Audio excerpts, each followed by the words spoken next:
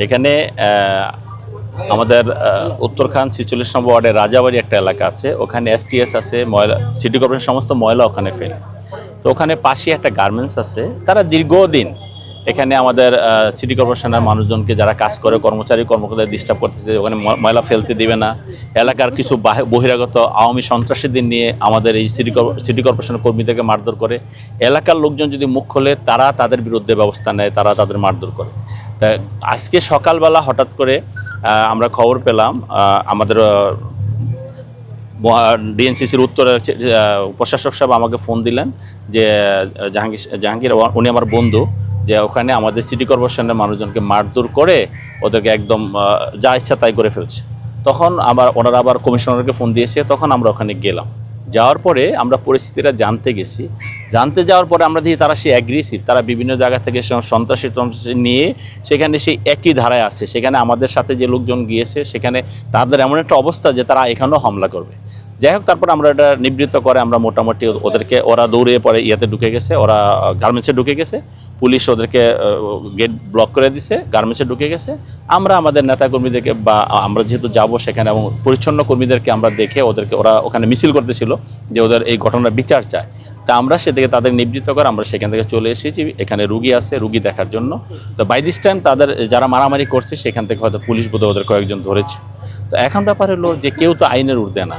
যদি পরিচ্ছন্ন কর্মীদের কোনো অপরাধ থাকে সেটা এখানে ডিএনসিসির মেয়র আছে, ডিএনসিসির প্রশাসক আছে, তাকে তারা বলতে পারতো বা তার কাছে তারা অ্যাপ্লিকেশন করতে পারতো তাদের কোনো সমস্যা হইলে।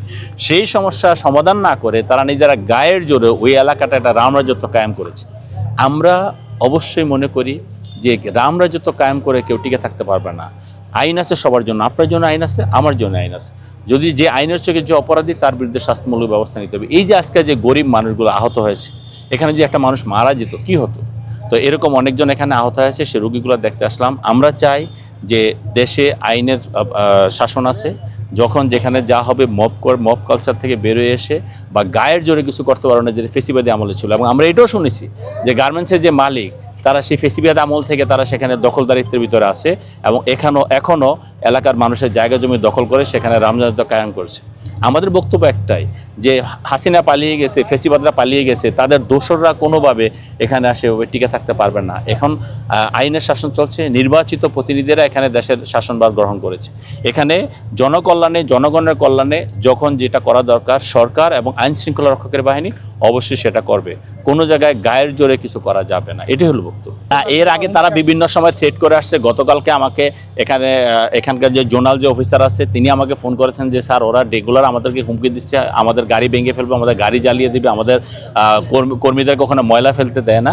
তো গতকালকে আমাকে বলেছে, আজকে তারা সেখানে মেরেছে, তার গাড়ি ভেঙেছে, এইভাবে তারা কাজগুলো করেছে। দীর্ঘদিন তারা অতীতের যে রামরাজত্ব কায়েম করতে চেয়েছে, ফেসিবাদী আমলে, ফেসিবাদী শাসন আমলে তারা নিজেরাও ফেসিবাদের দোষর, যেটা করতে পেরেছে এখনও সেভাবে চলতে চেয়েছে।